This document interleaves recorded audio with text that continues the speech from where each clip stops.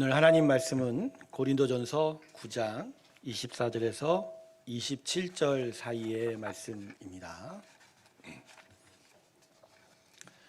고린도전서 9장입니다. 24절에서 27절 사이의 말씀입니다.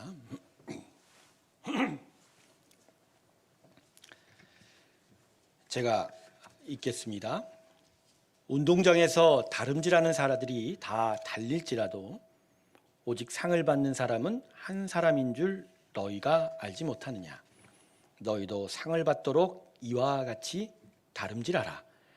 이기기를 다투는 자마다 모든 일에 절제하나니 그들은 썩을 승리자의 관을 얻고자 하되 우리는 썩지 아니할 것을 얻고자 하노라. 그러므로 나는 다름질하기를 향방 없는 것 같지 아니하고 싸우기를 허공을 치는 것 같지 아니하며 내가 내 몸을 쳐 복종하게 함은 내가 남에게 전파한 후에 자신이 도리어 버림을 당할까 두려워함이로라. 아멘. 우리 하나님께 영광의 박수 올려드리겠습니다. 아멘.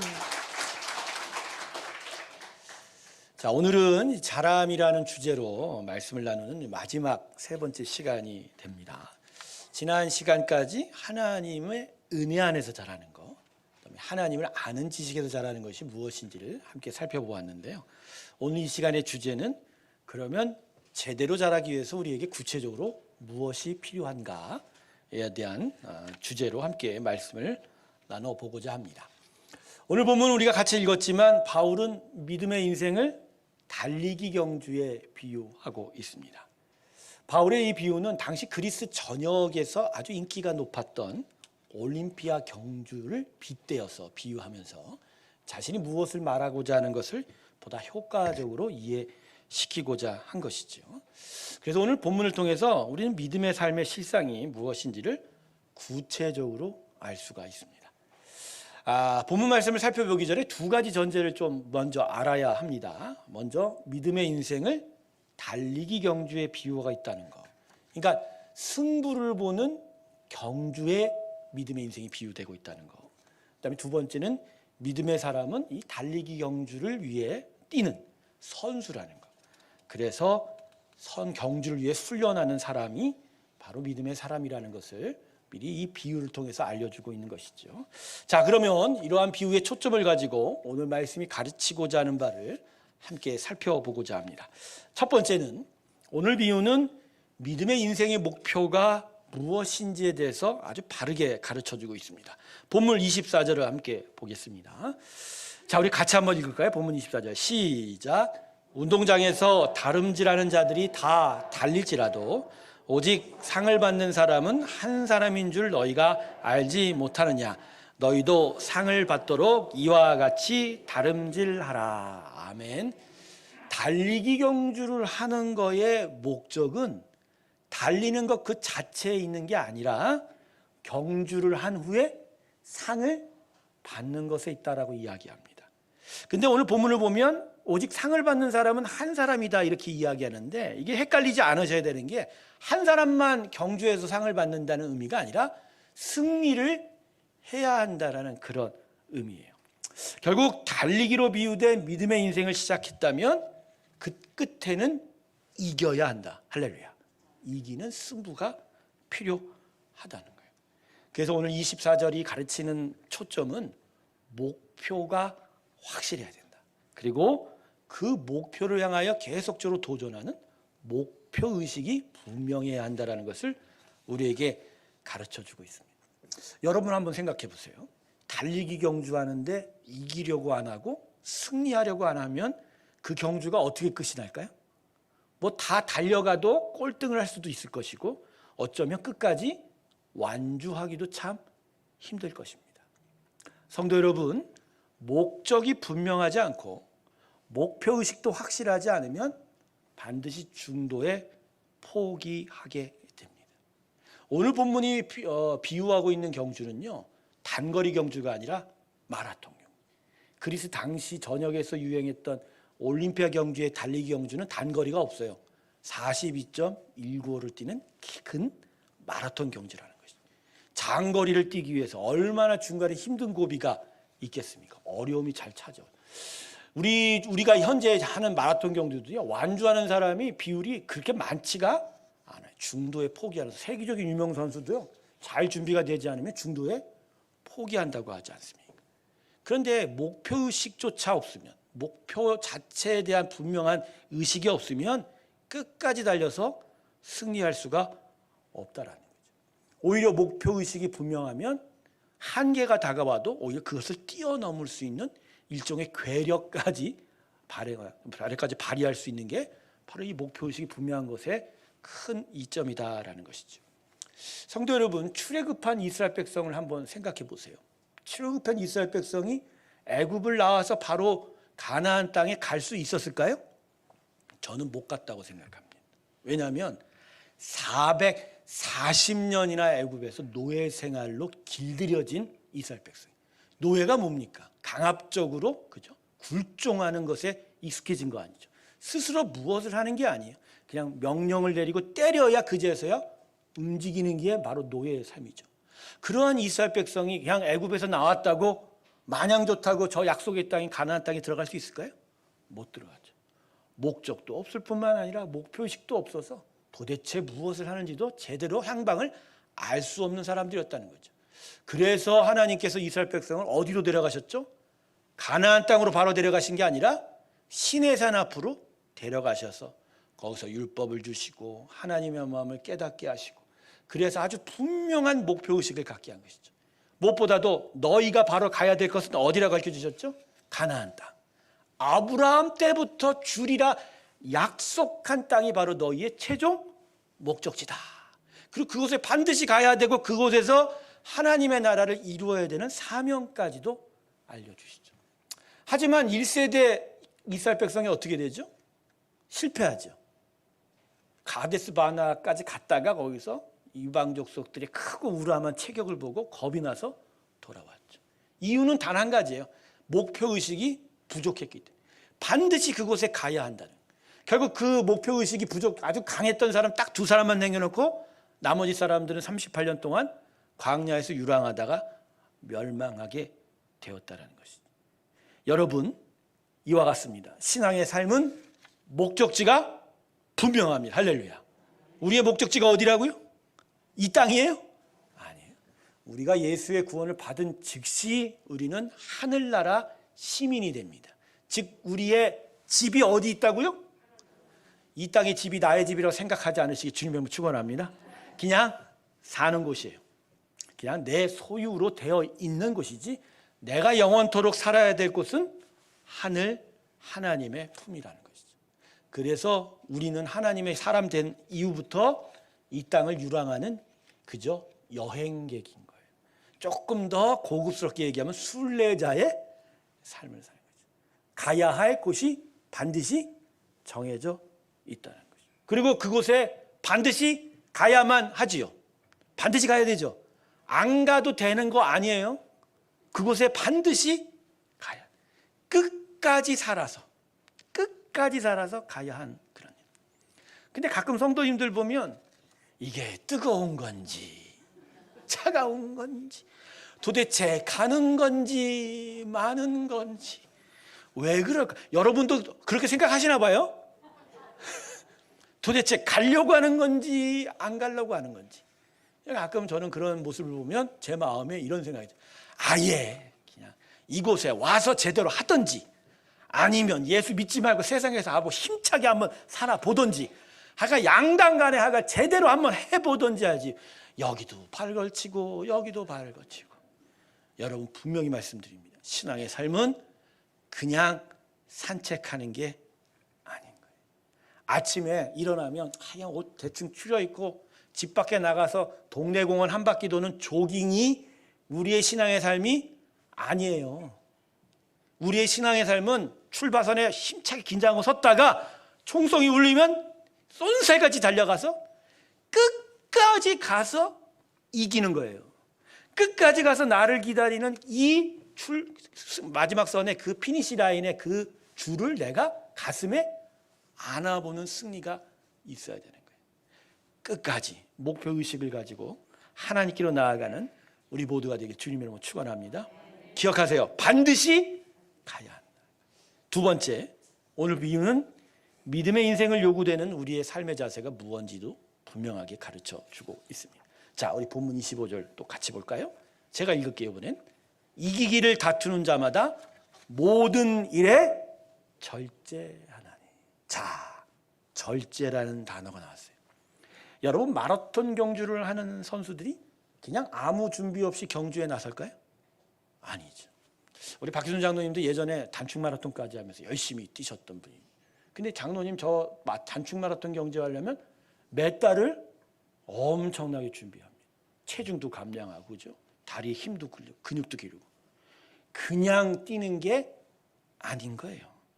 경주에서 이기기 위하여 엄청난 자기 관리를, 무엇보다도 먹는 것 관리하는 거예요. 먹는 거. 아무거나 먹으면 돼요, 안 돼요? 안 돼요. 야식 먹으면 돼요, 안 돼요? 떡 먹으면 돼요, 안 돼요? 떡은 안 돼. 떡은 먹으면 안 돼. 떡은 뭐. 자, 먹는 거, 자는 것부터 시작해서 자기 욕망을 거스를 수 있는 그 절제와의 싸움이 바로 그러한 경주를 준비하는 선수들이 해야 할 일이라는 거예요. 신앙의 삶도 이와 같다라고 바울이 지금 비유하고 있는 거예요. 아무 준비 없이 신앙의 삶을 절대로 뛸 수가 없는 거예요.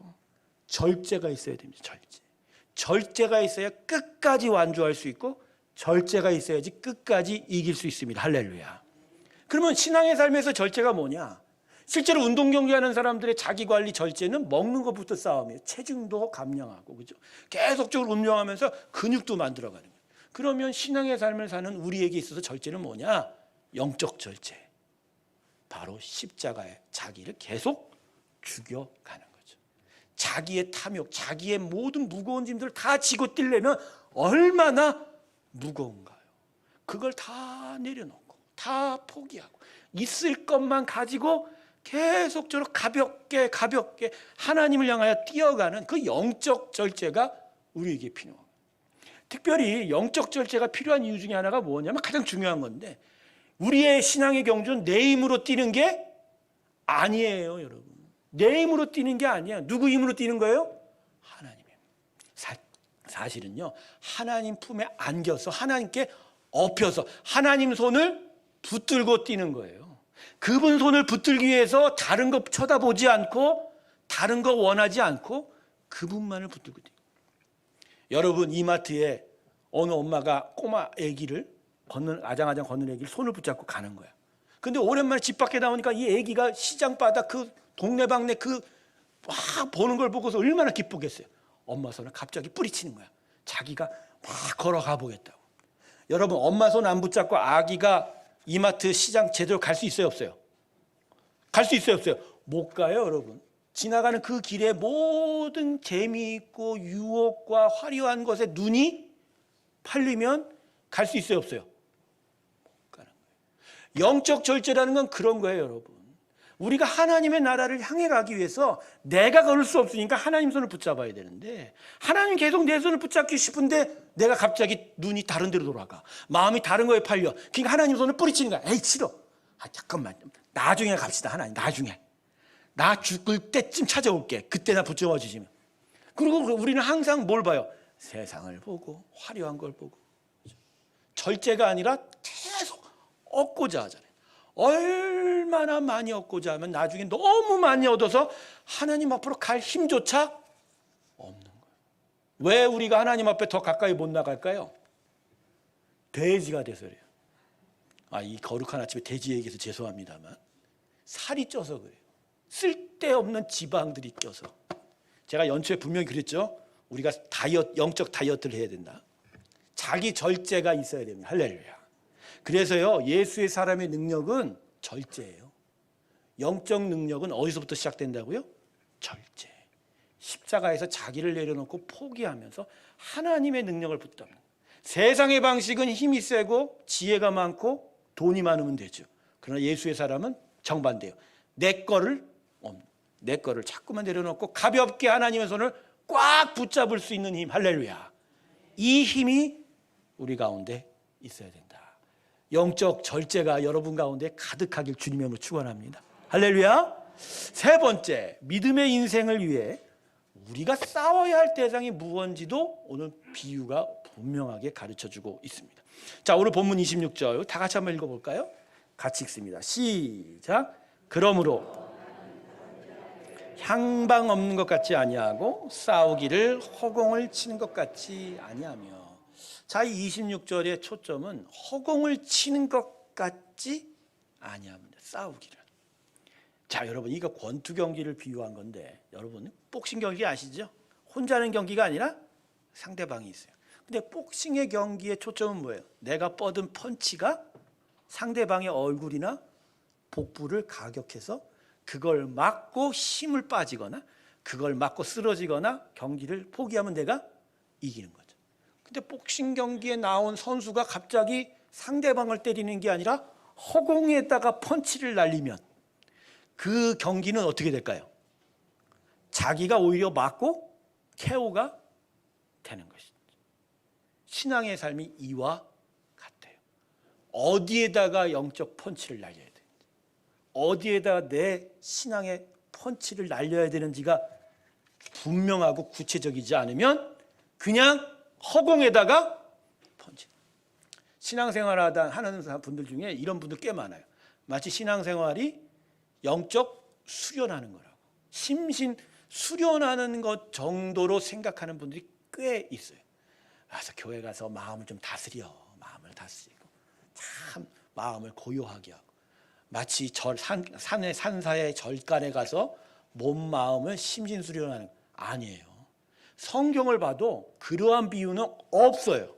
오히려 신앙은 뭐라고 얘기해요? 참 처절하게 싸움. 그래서 바울 서신을 지나 요한계시록으로 점점 가까워질수록 신앙에 있어서 가장 중요한 가치를 싸워 이겨 승리하는 자. 할렐루야. 승리하는 자에 대해서 이야기한다. 그러려면 누구와 싸워야 되는지, 어디다가 영적 펀치를 날려야 되는지를 분명하게 합니다. 근데 성도 여러분, 우리의 영적 대적자가 누구죠? 사단마귀예요? 아니에요. 사단마귀도 대적자가 맞지만 우선적인 대적자는 내 자신. 그러니까 우리는 펀치를 어디다 날려야 돼요? 성도한테 날리지 않길 주님의 이름으로 축원합니다. 가끔보다 목사한테 날려. 막 장로한테, 와, 그 목사를 봐. 아니, 내가 맞는다고 안 이겨요. 누구한테 날려야 돼요? 자기 자신한테. 그러니까 말씀을 보고 말씀의 적용, 말씀의 검이 어디를 향하게 해야 돼요? 내 영혼을 향하게 해요. 말씀의 검이 내 영혼을 벨 때 아프지만, 그러나 더럽고 추하고 정말 안 좋은 것들을 베어내고 오히려 살아있고 정말 풍성한 은혜 가운데 살게 하는 거. 근데 이 말씀을 읽어보면 자기 자신을 보는 게 아니라 뭘 봐요? 내 김집사 그러지 말라고 했지. 말씀이 여기 계시잖아. 이거 장로님 이거. 아니, 말씀의 적용점은 세상이 아닌.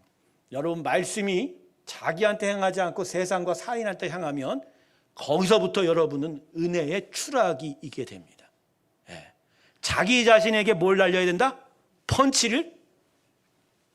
그래서요, 신앙의 삶에 정말 중요한 게 자기 자신을 이기는 거예요.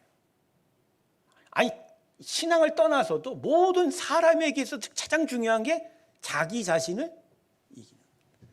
저는 야복강가의 야곱을 묵상할 때마다, 야, 야곱이 진짜 자기 자신을 못 이겨서 저기까지 갔구나.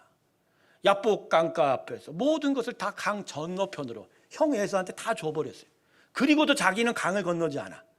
이 밤에 혼자 남아있는 거야. 이게 무슨 건 줄 아세요? 자기 혼자 버티겠다는 거지. 자기 혼자 힘으로 사는 걸 버티게. 근데 하나님이 천사를 보내서 씨름을 해요. 여러분, 천사와 씨름한 걸 통해서 뭘 봤어요? 진짜 천사와 씨름 열심히 했네? 저는 그렇게 안 봐요. 자기 자신을 이기지 못해서 끝까지 세심줄 그 고집으로 버텨냈던 그 야곱을 봅니다. 하나님이 천사 왜 보냈어요? 너 이제 그만해라. 네 힘으로 살아봐야 별거 없지 않니? 내가 그렇게 너희 엄마 때부터 너는 내가 축복하리라 얘기했는데 너는 어떻게 내 축복을 안 믿고 네 혼자 힘으로 사니? 네 꼬라지를 봐라. 강 건너 네 모든 가족과 재산과 종들을 다 보내고 너한테 남은 게 뭐 있냐? 이제 나한테 항복해라. 그런데도 야곱이 어떻게 밤새 아니야, 난 내가 살 거야. 내가 여러분, 이게 신앙의 삶의 가장 중요한 부분이라는 나한테 펀치를 안 내겨, 나를 내가 쓰러뜨리지 않으면 이 신앙의 삶을 제대로 살 수가 없는 거예요. 근데 결국 어떻게 돼요? 야곱이 끝내 굴복 당하죠. 믿음의 승리가 거의 있죠. 근데 자신을 이겼을 때 엄청난 축복이 오죠. 비록 자기가 졌음에도 오히려 하나님이 졌다고 인정해줘요. 그리고 내가 너한테 축복하지 않으면 안 되는 그 약속의 이름으로 야곱이 아니라 이제 뭐라고 됐다고? 할렐루야. 자기를 이기시길 주님으로 축원합니다. 자기를 이기는 그곳에 하나님의 은혜의 풍성함이 있을지어다. 그게 신앙의 삶이라는 거예요. 그래서 여러분, 영적 펀치, 믿음의 삶의 대적자는 내 자신이라는 거예요. 언제나 자기 자신을 쳐요. 그래서 네 번째 영적 교훈이 이제 말씀 27절 마지막 절에 따라 나옵니다. 우리 같이 한번 읽읍시다. 같이 읽습니다. 시작. 내가 내 몸을 쳐 복종하게 함. 내가 남에게 전파한 후에 자신이 도리어 버림당할까 두려워함이라. 사도 바울의 이 절절한 고백이 여러분 고백이 되기를 원합니다. 온 동네 돌아다니면서 모든 지역마다 복음을 전하고 복음으로 교회를 세우고 수많은 자들이 생명을 얻어가는 그 놀라운 일을 일으켰음에도 불구하고 사도 바울이 무슨 걱정을 해요? 내가 버림받을까 봐. 자기의 영적 교만, 이 일들을 이루어낸 자신의 업적을 통해서 자기를 높여서 자기가 그죠 하나님 앞에 영적 절제로 서 있는 모습이 아니라 높아져서 멸망할까 봐 고민하는, 정말로 마음을 긴장케 하는. 그래서 사도 바울이 뭐라고 고백합니까? 내가 내 몸을 쳐 복종하게. 할렐루야. 여러분, 자기 몸을 스스로 쳐서 하나님께 복종하는 일이 있기를 주님의 이름으로 축원합니다. 근데 이게 하루아침에 돼요? 안 돼요. 훈련이, 사도 바울이 얼마나 많은 훈련과 연단 가운데 있었을까요? 좋게 복음을 전한 게 한 4, 50년은 되어 보이는 그 반백년의 인생 속에 사도 바울이 얼마나 자기 자신을 하나님께 자기 자신을 쳐서 하나님께 복종하게 했을까요? 우리 새롭게 성도 여러분, 영적 절제를 위해서 항상 훈련되시길 주님의 이름으로 축원합니다. 예. 마라톤 경기 뛰려면 아침 저녁으로 계속 뛰는 훈련을 해요. 그리고 아침 저녁으로 식단도 관리해서 떡 먹지 말고 닭가슴살 먹고, 야식 먹지 말고 새벽 예배 나오시기 주님의 이름으로 축원합니다. 목사님이 또 그렇지 뭐 끝에 가면 하여간 뭐 해래. 그러면 해야지. 안 하고 있어요? 저는 우리 교회 새벽 예배 나오신 권사님들 보면 전 지극히 존경합니다. 저는요 30, 40대들이 새벽 예배 나중에 60대면 나올 거라고요? 뻥이야. 새빨간 거짓말. 몸이 단련이 안 돼 있는데 새벽에 어떻게 일어나요? 특별 새벽 예배 1, 2주 하면 그때는 하지요. 반짝. 하반기에 40일 할 예정입니다. 너 나를 와서 말리겠지? 그때 되면 알아. 아, 진짜 내가 훈련이 없었게요. 30, 40대 저도 목회 인생을 초반에 보냈을 때 새벽 예배가 됐을까요? 제가? 밤새 일을 했지 새벽이 나오긴커녕이죠. 그런데 그걸 하려니 내 몸을 어떻게 해야 된다고요? 쳐서 복종을 시키는 거예요. 잠도 일찍 자야 될 뿐만 아니라 먹을 것도 줄여야 돼요. 살이 찌면 아침에 일어나요? 항상 우리 성도님들 저 얼굴 보면서 아이고 이렇게 살 빠졌다 그런 얘기 하지 마세요. 제가 살이 빠져야 은혜가 됩니다. 할렐루야. 제가 가벼워야 아침에 일어나는 거예요. 보통 목회자들이 월요일날 쉬지만 제가 월요일날도 같이 합니다. 근데 저는 기뻐요. 왜? 제가 살 길이 있다. 할렐루야. 그렇게 새벽에 나와 기도하고 그 내 몸을 쳐 복종할 때 나는 비록 힘 빠진 것 같지만 하나님은 그곳에서 역사합니다. 그 자리에 나와서 하나님 우리의 인생, 우리의 교회, 저의 인생 가운데 함께하여 주시옵소서 부르질 때 나는 힘이 빠지지만 하나님은 역사합니다. 여러분 인생에 바로 이러한 훈련이 있어야 돼요. 기도를 쌓고 여러분 앞에 하나님 앞에 내를 훈련시켜 갈 때 나를 어느 날 갑자기 위기가 닥쳐와도 우리는 충분히 이겨갈 수가 있는 거예요. 말씀의 자리에도 마찬가지예요. 휴대폰을 보고 다른 책들 TV는 잘 봐도 성경책 하나 보기는 정말 어려우니 말입니다. 그러나 말씀에 빠져서 말씀이 정말 달게 느껴질 대로 계속 외우고 암송하다 보면 어느 순간 유혹이 닥쳐오고 마음이 힘들 때 마음에서 뭐가 들어와요? 안동역이 나오는 게 아니라 안동역 잘 부르는 우리 집사님이 있어서 안동역이 나오는 게 아니라 뭐가 나온다고? 말씀이 생겨요. 어느 날 마음이 힘든데 이 신령에서 아침부터 찬송이 흘러나올 때가 있어요. 그게 뭔지 아세요? 여러분이 그래도 그 찬송을 계속 들어왔다는 거예요. 그리고 그것이 여러분의 삶의 힘이 되기 시작한 거. 할렐루야. 훈련이 중요합니다.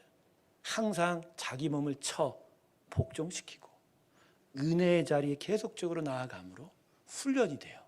여러분 안에 하나님의 귀한 일들이 우리 가운데 풍성히 나타나기 주님의 이름으로 축원합니다. 정리하겠습니다. 첫 번째, 목표를 향한 의지가 있어야 된다. 두 번째, 영적 절제가 필요하다. 세 번째, 자기 훈련이 필요하다. 할렐루야. 다음 주에 시험 보겠습니다. 지난주에 제가 청년부한테 3가지를 알려줬는데 이번 토요일에 시험을 봤어요. 설교 중에. 다 기억하고 오더라고요. 그래서 우리 성도들도 다음 주에 시험을 보겠습니다. 첫 번째, 목표 의식. 두 번째, 영적 절제. 세 번째, 자기 훈련. 할렐루야. 이걸 심령에 계속 새기는 거예요. 그래서 그것을 계속 새기면서 하나님 앞으로 나아갈 때 무럭무럭 자라시고 정말 아름드리 하나님의 크신 믿음의 나무 되어 가시길 주님의 이름으로 축원합니다. 크고 우람해서 온 세상을 하나님의 은혜로 덮으시고 세상에게 오히려 하나님의 은혜와 사랑을 전하는 귀한 우리 성도들이 되기를 원합니다. 외양은 비록 초라하고 작을지 몰라도 오히려 그 영적 내면의 나무는 정말 커서 하나님이 인정하시고 하나님이 기뻐하시는 풍성한 열매를 맺는 우리 새롬교회 그리고 성도들 되길 주님의 이름으로 축원합니다. 기도하겠습니다. 아버지 하나님, 우리 안에 하나님의 크신 은혜를 허락하여 주시옵소서. 하나님만을 바라보게 하여 주시옵시고 목표를 향하여 의지를 갖게 하시고 영적 절제를 통하여 자기와 싸우는 훈련이 있게 하여 주시옵소서. 감사드리며 예수님의 이름으로 기도드립니다. 아멘. 우리 다 같이 214장 찬송 부르면서 봉헌 드리겠습니다.